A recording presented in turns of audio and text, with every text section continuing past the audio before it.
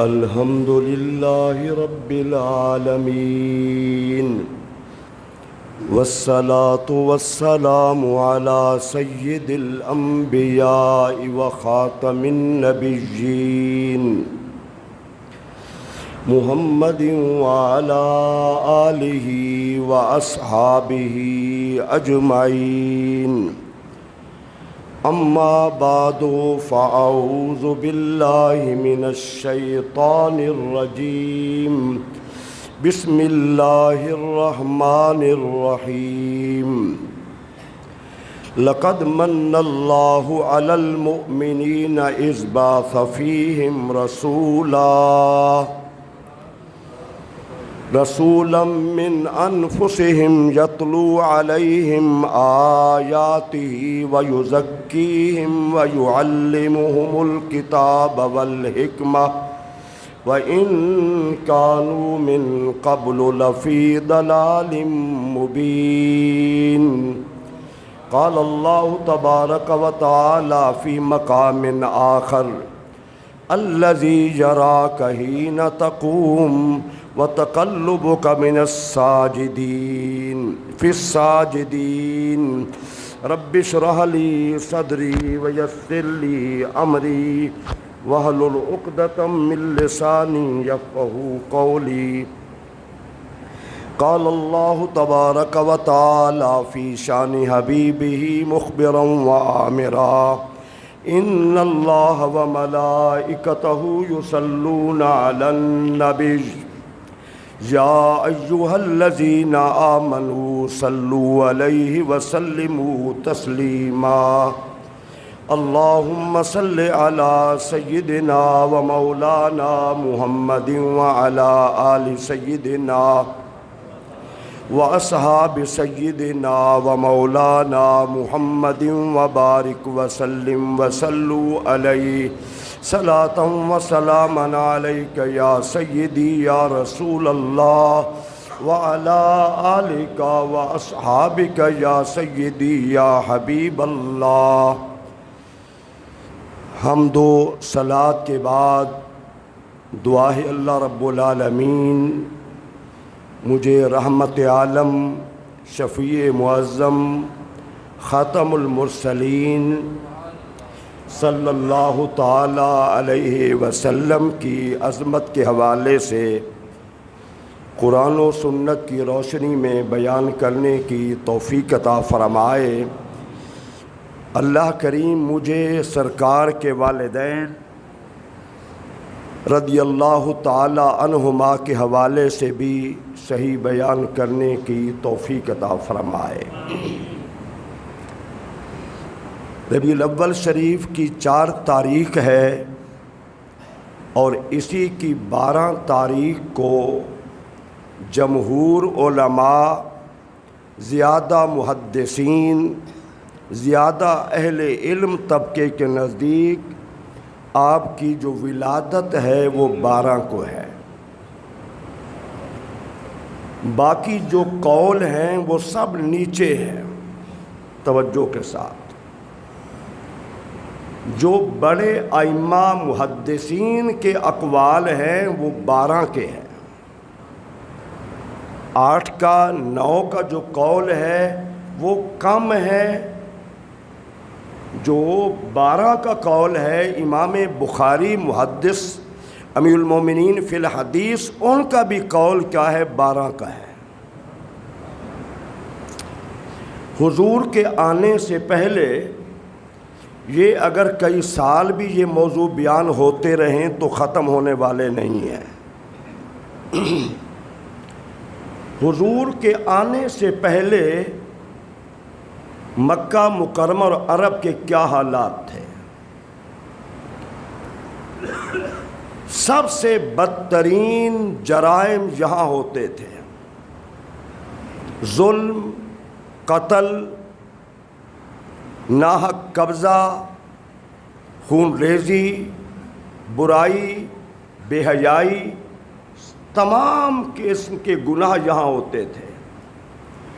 ہمیں تاریخ کے مطالعے سے بڑا واضح ملتا ہے کہ مکہ مکرمہ اللہ کا گھر ہونے کے باوجود اللہ کے گھر میں برائی کی گئی. دن کو ننگے بدن لوگ آ کے طواف کرتے مرد، اور رات کو معاذ اللہ ننگے بدن کپڑے اتار کے خواتین طواف کرتی. مکہ مکرمہ جیسے آبادی میں لوگوں نے باقاعدہ اپنے گھروں کے اوپر وہ جھنڈے علامت کے طور پہ لگا رکھے تھے جن گھروں میں دعوت تھی کہ یہاں برائی ہوتی ہے، معاذ اللہ معاذ اللہ. باپ کو گالی دینا کوئی عیب نہیں تھا، ماں کو اچھا نہ سمجھنا کوئی عیب نہیں تھا. بیوی کی زندگی بدترین زندگی تھی. کچھ منتھ کے ایام جو ہیں وہ قدرت الہی سے جسم ٹھیک نہیں رہتا تو پھر اس وقت تو وہ بدترین ہوتی تھی. ایک طلاق دے دی، پھر دوسرے دے دی، 100 طلاقیں دی جا رہی تھیں. سوتیلی ماں کو اکازا بازار کی منڈی میں بیچ کر بیٹے پیسے تقسیم کر لیتے. بہنوں کو جائیداد سے کوئی حصہ نہیں تھا.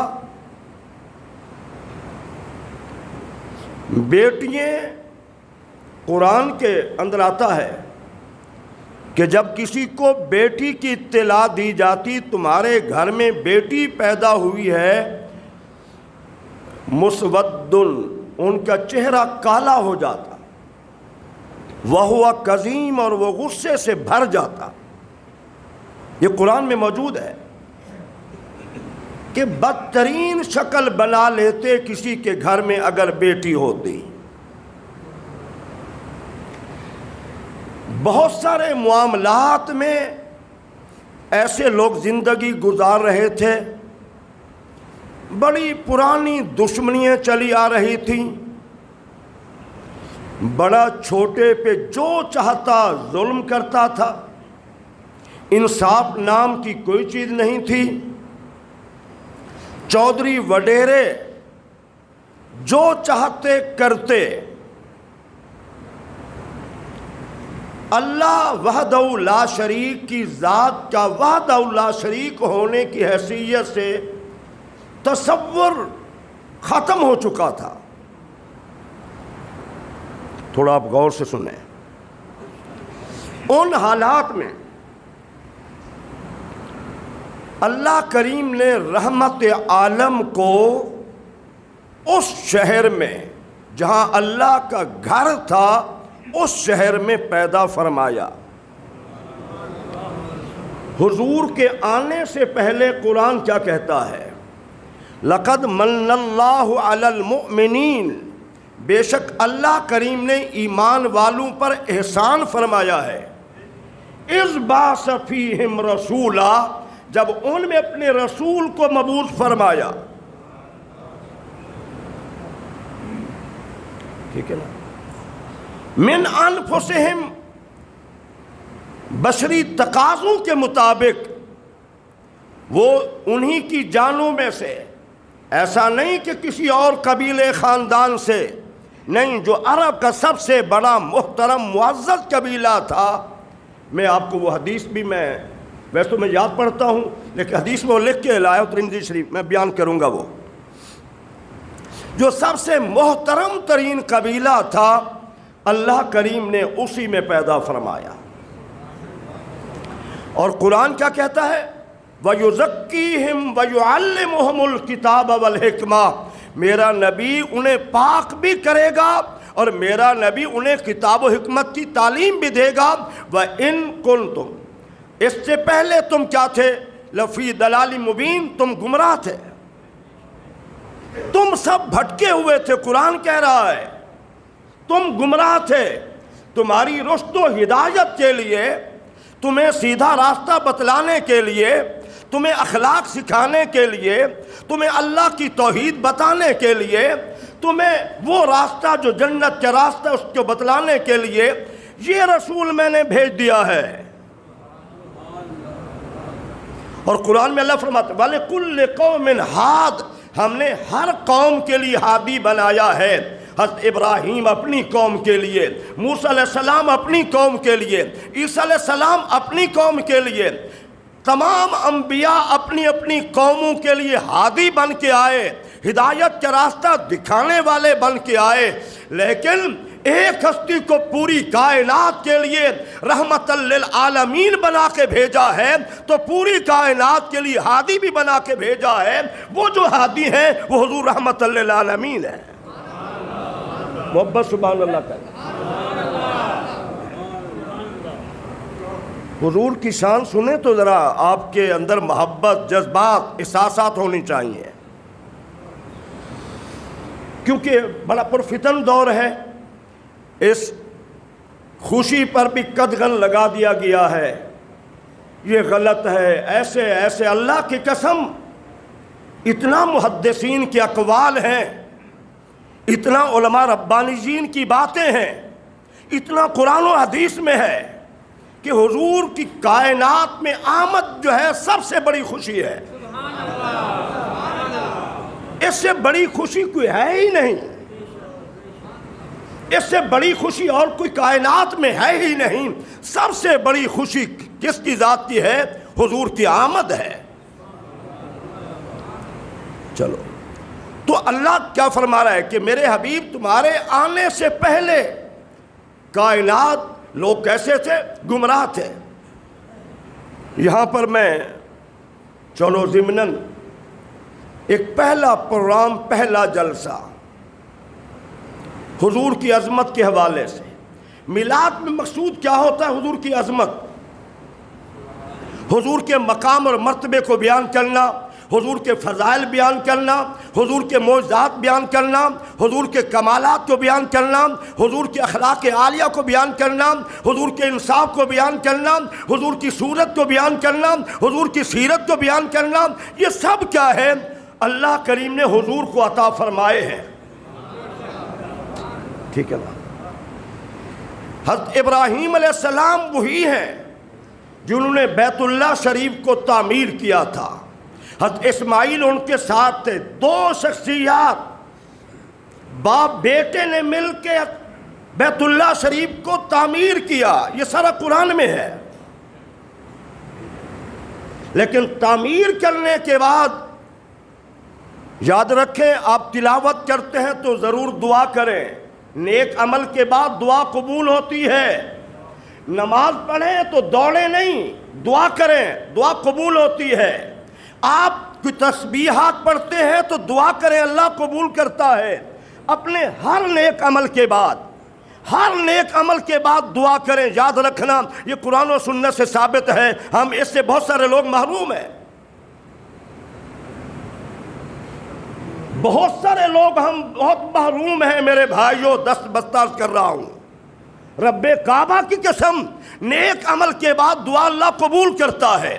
حضرت ابراہیم کو کیا ضرورت تھی کہ آپ نے بیت اللہ بنا لیا، اللہ کا حکم تھا، اب اللہ جانے اللہ کا گھر جانے؟ نہیں، توجہ، اللہ کے گھر کو تعمیر کرنے کے بعد حضرت ابراہیم نے اپنی ذات کے لیے دعا نہیں کی۔ جو مشہور دعا ہے جو پہلے پارے میں موجود ہے، ربنا وابعث فیہم رسولا، اے ہمارے رب اب اس قوم میں اپنا رسول بھیج دے۔ حضرت ابراہیم نبی رسول نہیں ہے؟ یا مجھے بتائیں، ان کے صاحبزادے اسماعیل علیہ السلام کیا وہ نبی نہیں ہے؟ کیا ضرورت ہے کسی اور نبی کو مانگنے سے اللہ سے؟ توجہ کریں ذرا دل سے۔ حضرت ابراہیم کی تو شان ہی بہت بڑی ہے۔ وہ کیا کہہ رہے ہیں؟ دنیا کے کسی عالم مفسر اور کسی مسلک کے عالم کا کوئی اختلاف نہیں اس آیت میں۔ وہ جو ابراہیم دعا کر رہے تھے تعمیر کعبہ کے بعد، وہ دعا حضور کی ذات اقدس کے لیے کر رہے تھے۔ دنیا میں کوئی اختلاف نہیں ہے، کسی مسلک میں کوئی اختلاف نہیں ہے۔ ربنا وابعث فیہم رسولا من انفسہم یتلو علیہم آیاتہ، اے اللہ وہ رسول بھیج دے، وہ رسول بھیج دے، اگر چاہتا ہے تیرا گھر آباد ہو وہ رسول بھیج دے، وہ آ کے انہیں پاک بھی کرے، انہیں تعلیم بھی دے۔ آپ ذرا غور کریں اور پھر یہ یاد رکھیں، دنیا میں کوئی نبی رسول ایسا نہیں آیا جس نے حضور کی آمد کے لیے اپنی امت کو نہ بتایا ہو۔ بھئی یہی تو حضور کا میلاد ہے کہ حضور کے کمالات بیان کرنا۔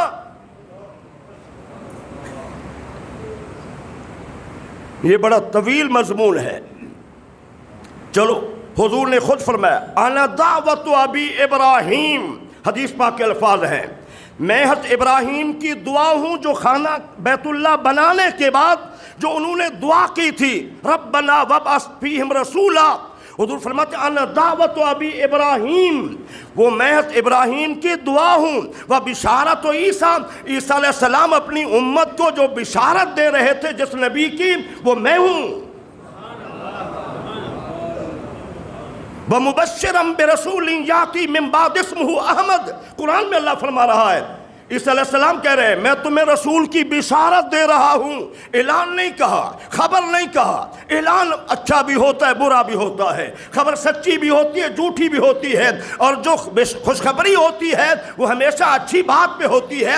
قرآن میں کیا ہے، عیسیٰ علیہ السلام نے کہا نہیں، یہ نہیں کہا میں اعلان کر رہا ہوں لوگوں میں تمہیں خبر دے رہا ہوں، کہا نہیں وَمُبَشِّرًا، میں خوشخبری دے رہا ہوں۔ کیا آپ کو خوشخبری ملے بیٹے کی، آپ کے قرآن دازی میں عمرے اپنے حج کا نام نکل آئے، آپ کی لاٹری نکل آئے، آپ کا کوئی پلان نکل آئے، ٹھیک ہے نا، آپ کو بیٹے کی خوشخبری ملے، آپ کے ہاں بیٹا پیدا ہوا ہے، تو آپ مجھے بتائیں، اللہ کی قسم اللہ کے گھر میں بیٹھے ہیں، آپ کیا پھر غمگین ہوں گے یا خوش ہوں گے؟ کوئی خوشخبری آپ کو ملے تو آپ کا طرز عمل کیا ہوگا؟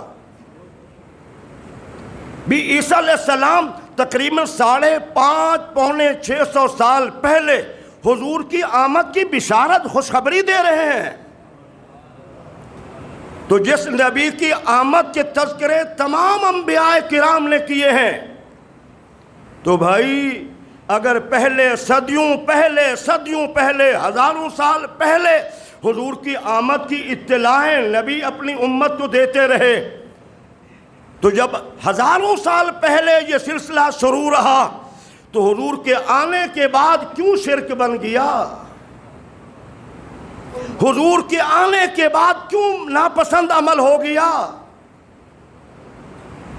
صحابہ کو لے کے بیٹھ گئے، اہل بیت اطہار کو لے کے بیٹھ گئے، ائمہ کو لے کے بیٹھ گئے، یہ نہ دیکھا کہ قرآن کیا کہہ رہا ہے، حدیث کیا کہہ رہی ہے، اور پھر اختلاف بڑھاتے بڑھاتے یہاں تک لوگ پہنچ گئے کہ معاذ اللہ حضور کے والدین کافر۔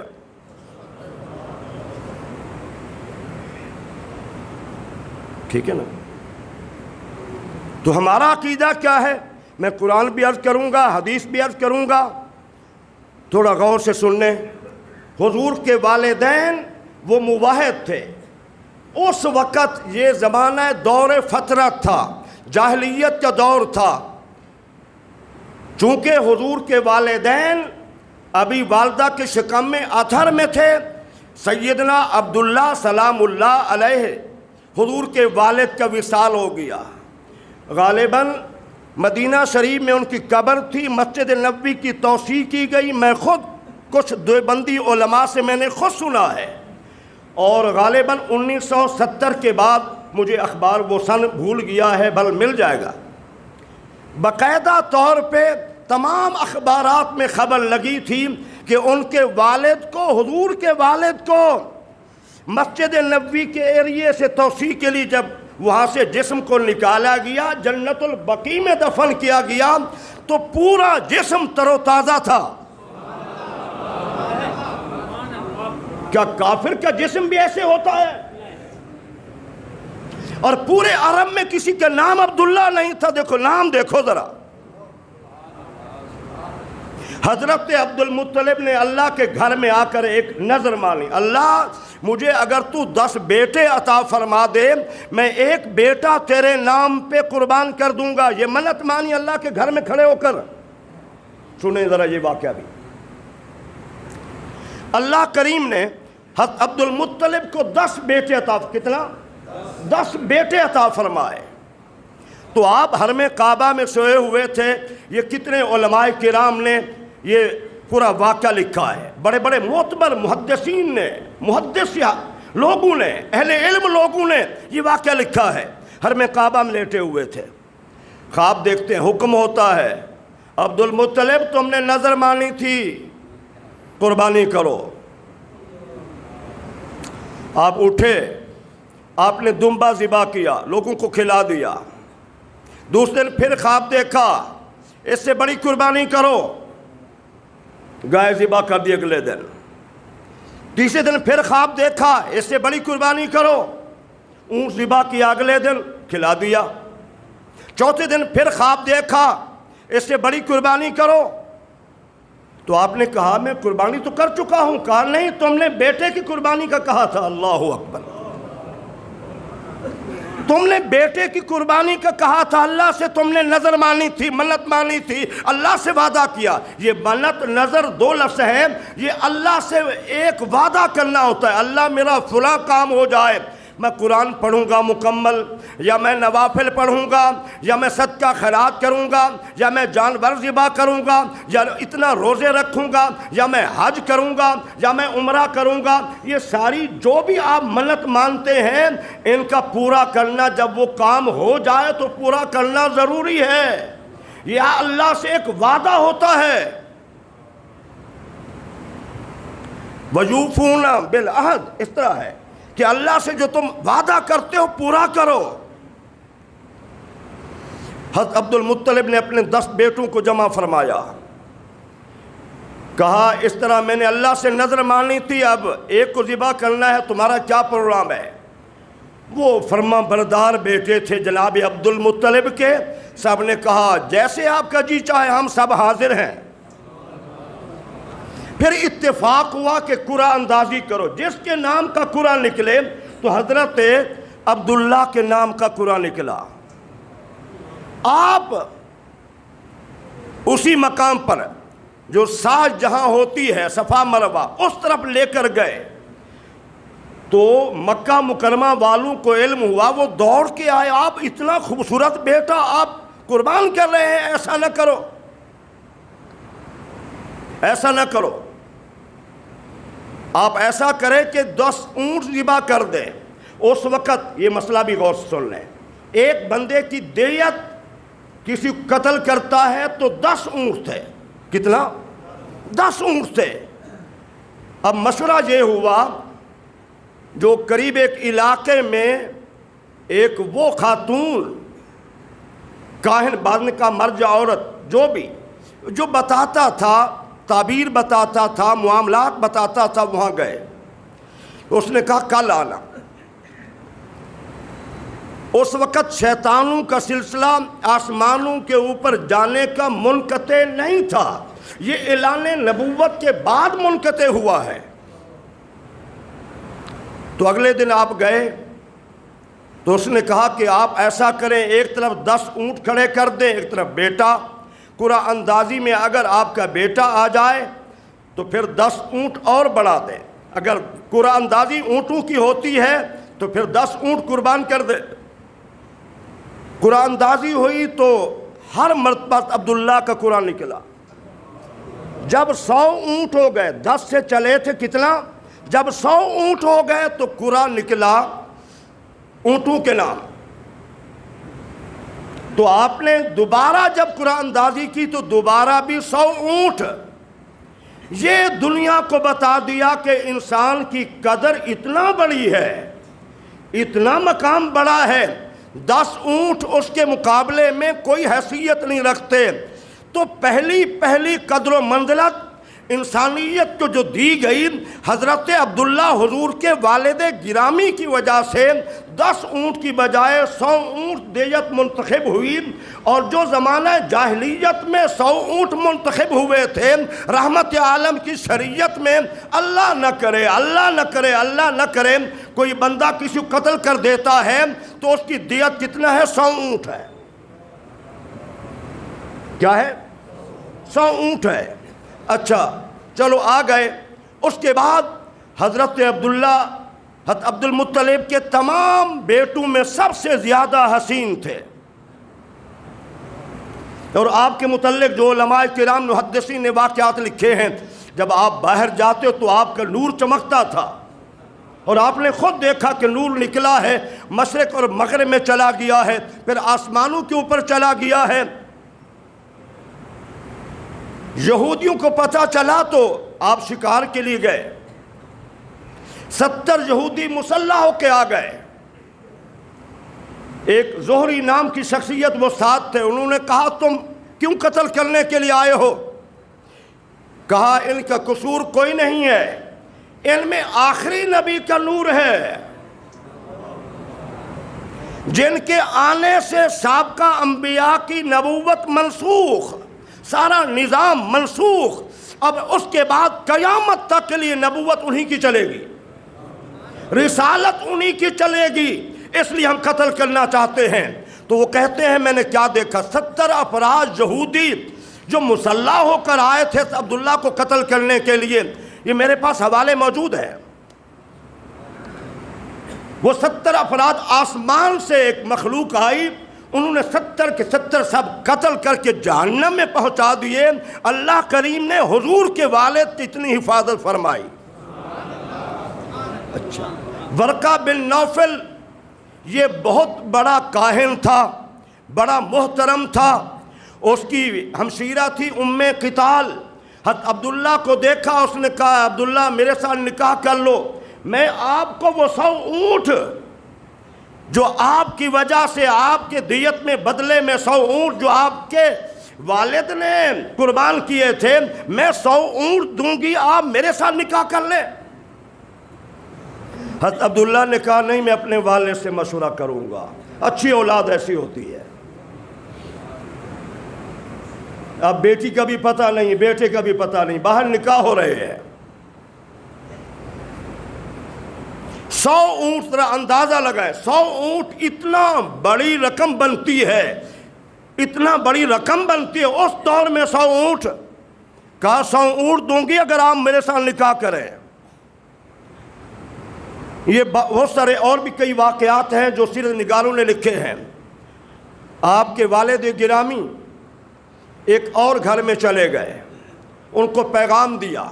وہ سیدہ آمنہ سلام اللہ علیہا، عرب میں کسی کی بیٹی ماں بہن کا نام آمنہ نہیں تھا، جا کے پیغام دیا، انہوں نے قبول کر لیا، اور پھر اللہ کریم نے انہی سے حضور کی ذات اقدس کو پیدا فرمایا۔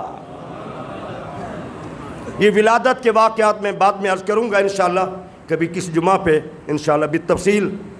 اب یہاں ذرا غور فرمائیں کہ والدین، ہمارا عقیدہ یہ ہے کہ حضور کے والدین مسلمان تھے، اللہ کریم نے ہر اعتبار سے حضور کو نوازا ہے۔ تیرے میرے والدین مسلمان ہوں، جنت میں جائیں، حضور کی وجہ سے اس امت کے نہیں پہلے امتوں کی بھی شفاعت حضور فرما کے جنت میں بھیجے، اور حضور کے اپنے والدین جہنم میں جائیں معاذ اللہ۔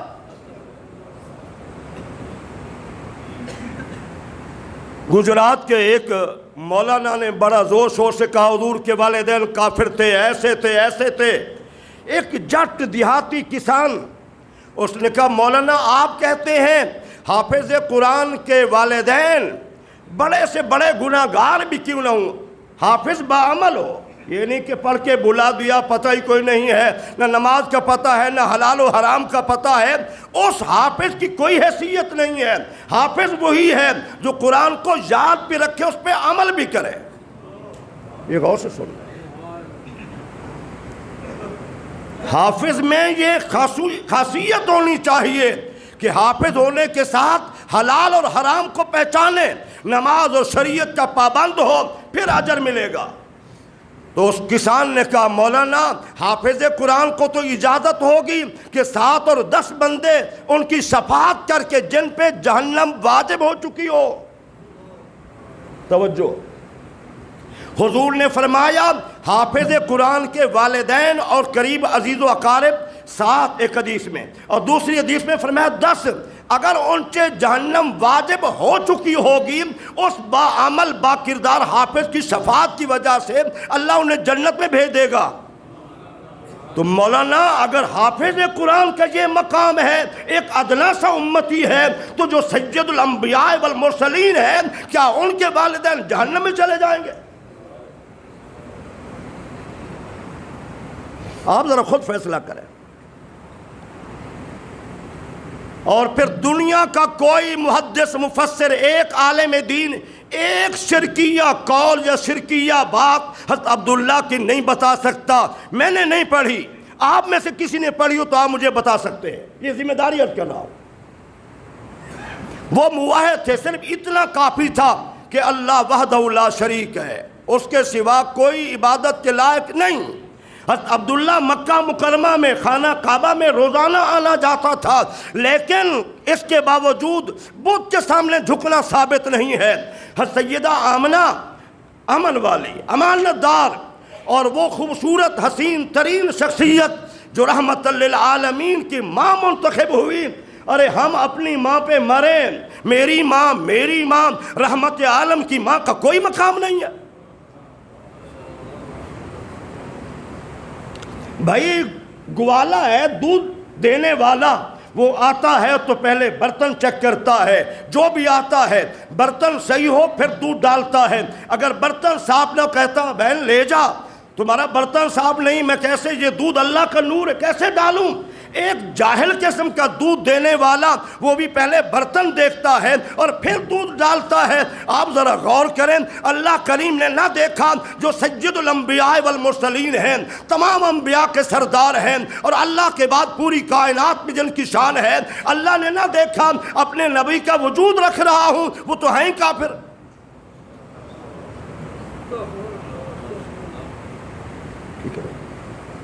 قرآن میں اللہ کیا فرماتا ہے ذرا غور فرمائیں۔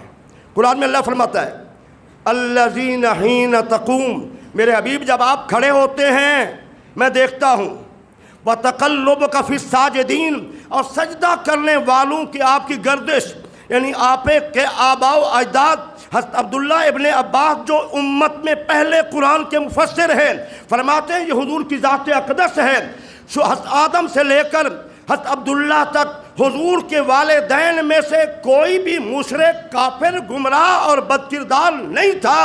اللہ کریم نے ہمیشہ جو قبیلے بنائے، خاندان بنائے، بھائی بنائے، جو بہتر سے بہتر تھا اس میں اللہ نے حضور کو منتقل کیا ہے۔ آئیے حدیث طیبہ پڑھ دیتا ہوں میں، ترمذی شریف، اسی سے حدیث، پھر آپ نے خود اندازہ لگانا ہے۔ حضور نے ارشاد فرمایا ان اللہ خلق الخلق، اللہ نے مخلوق کو پیدا کیا، مخلوق کو بنایا، فجعلنی فی خیرہم، جو سب سے بہترین مخلوق تھی مجھے اس میں رکھا۔ توجہ سے حدیث سنیں، میں حدیث میں اکثر یہاں پڑھتا ہوں میں صرف آپ کو دکھانے کے لیے۔ پھر حضور نے فرمایا ثم جعلہم فرقتین، پھر اللہ کریم نے ان کے اندر گروہ بنائے، پہلے مخلوق بنائی، پھر فرمایا گروہ بنائے، فجعلنی فی خیرہم فرقۃ، مجھے بہترین گروہ میں اللہ نے رکھا۔ پھر حضور فرماتے ہیں ثم جعلہم قبائل فجعلنی فی خیرہم قبیلہ، پھر اللہ نے اس میں قبیلے بنائے۔ عرب کے کتنے قبیلے تھے؟ اللہ نے قبیلے بنائے، تو سب سے بہترین قبیلے میں اللہ نے مجھے رکھا۔ یہ ترتیب حدیث۔ اور شروع میں کیا تھا؟ حضرت عبداللہ ابن عباس کے کچھ لوگوں نے حضور کے نسب کے متعلق تان کیا، تو حضور نے پہلے ممبر بچھوایا، فرمایا تم پتہ میں کون ہوں؟ انا رسول اللہ، میں اللہ کا رسول ہوں۔ پھر حضور نے بالترتیب یہ ساری باتیں بیان فرمائیں. پھر حضور نے کیا فرمایا؟ ثم جعلہم بیوتا فجعلنی فی خیرہم بیتا. پھر اللہ نے گھر بنائے، پھر اللہ نے گھر بنائے، اللہ نے گھر بنائے. جیسے ہمارے گھر ہے نا، حضور نے فرمایا اللہ نے گھر بنائے اور اللہ کریم نے مجھے بہترین گھر میں پیدا کیا.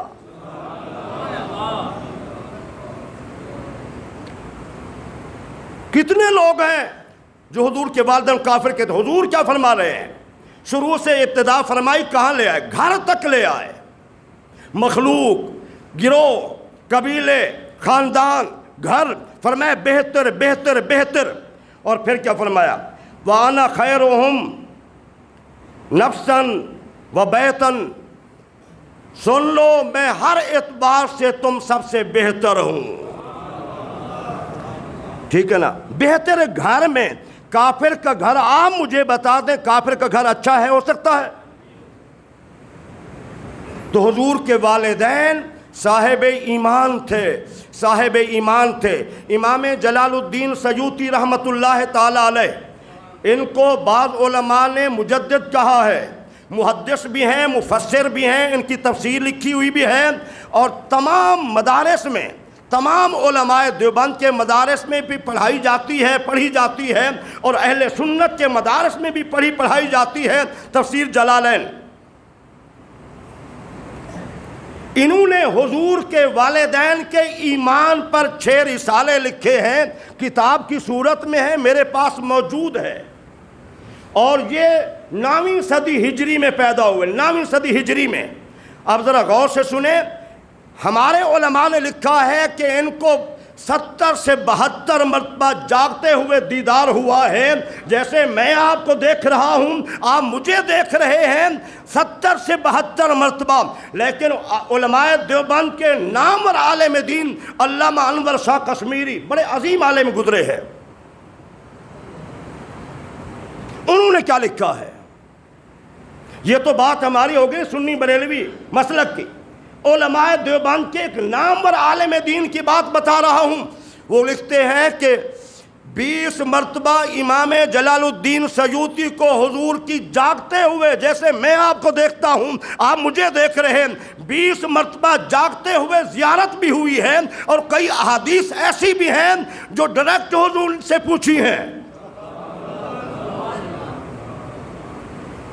صحابہ کے بعد جس محدث نے، جس مفسر قرآن نے 9ویں صدی میں آنے کے باوجود حضور سے سوال کیا، حضور یہ آپ کی حدیث ہے یا نہیں ہے، صحیح ہے یا غلط ہے؟ یہ لکھ رہے ہیں علماء دیوبند کے نامور عالم دین لکھ رہے ہیں. میرے بھائیو ہم پڑھیں نا، ذرا غور کریں نا. تو اگر حضور کے والدین کافر ہوتے تو امام جلال الدین سیوطی نے 6 رسالے لکھے، پوری کتاب لکھی ہے حضور کے والدین کے ایمان پر. اگر وہ معاذ اللہ مسلمان نہیں تھے تو امام جلال الدین سیوطی کو حضور نے دیدار کیوں کرایا؟ علماء نے لکھا ہے جو انہوں نے حضور کے والدین کے ایمان پر کتابیں لکھی ہیں، رحمت عالم نے اسی کا صلہ دیا ہے. اللہ اکبر. اللہم صلی علی سیدنا و مولانا محمد و علی آل سیدنا و اصحاب سیدنا و مولانا محمد و بارک وسلم وصلو علیہ. تو حضور نے اسی پہ اجر دیا ہے. جلال الدین میری پوری امت میں سب سے زیادہ میرے والدین کے حوالے سے تم نے لکھا ہے، ان کے ایمان کے حوالے سے تم نے لکھا ہے، اس لیے میں تمہیں اس کا صلہ دے رہا ہوں. رحمت عالم نے دیدار بھی کرایا ہے اور رحمت عالم نے یہ اعزاز بھی بخشا ہے کہ 9ویں صدی میں ہوتے ہوئے حضور کو تقریباً 850 پونے 900 سال ہو چکے تھے وصال فرما کے. اتنا عرصے کے بعد حضور نے ظاہری دیدار بھی کروایا، نوازا بھی ہے اور کئی احادیث جاگتے ہوئے بتائی بھی ہیں. پوری جو میں نے تقریر کی ہے میں اس کا ذمہ دار ہوں، اس کے ہر حوالے کا میں ذمہ دار ہوں. یہ یاد رکھیں، میرا وہ نہیں ہوتا کہ میں پوری تیاری کرتا ہوں. اس کی فضل سے کچھ ٹائم زیادہ ہو گیا، کچھ راستے میں بارش ہو گئی، تو یہ موضوع تو بڑا طویل ہے. انشاءاللہ آئندہ جمعرات کو جمعہ والے دن 12 کی جو رات ہے محفل میلاد شریف ہوگی مغرب کے بعد انشاءاللہ اسی مسجد میں انشاءاللہ. اور عزیز تو یہ عظمت کی باتیں سنیں گے قرآن و سنت سے، اور آپ کا دل کہے گا انشاءاللہ یار ہمیں خوشی کرنی چاہیے۔ کائنات کی سب سے بڑی خوشی حضور کی ذات ہے، حضور کی ذات ہے۔ اللہ میرا آپ کا حامی ناصر و آمین سمّا۔